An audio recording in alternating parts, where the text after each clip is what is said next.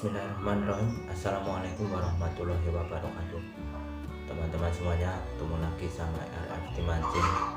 Semoga kita semuanya dalam keadaan sehat. Amin ya rabbal alamin. Jangan lupa taati terus protokol kesehatan yang sedang digencarkan oleh pemerintah.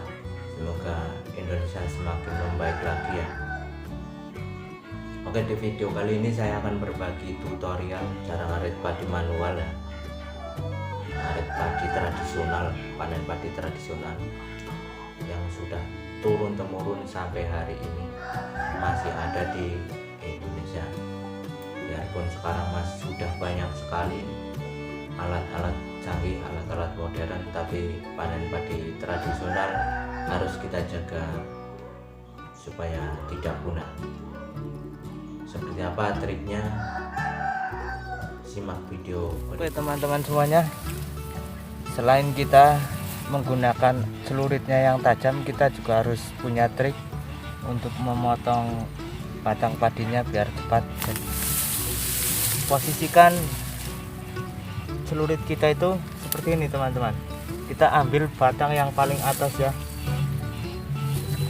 begini teman-teman. Nah, posisikan celurit kita itu naik, kalau enggak ke bawah, biar pas kita motong itu licin teman-teman.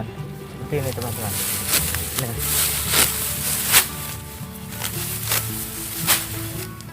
buat teman-teman yang mau latihan ya juga harus hati-hati ya, soalnya kita itu harus terbiasa dulu. Jadi posisinya seperti ini. Nah, kalau enggak menurun ke bawah. Nah, seperti ini teman-teman. Nah, ritmenya kita pelanin dulu. Nah, seperti ini teman-teman.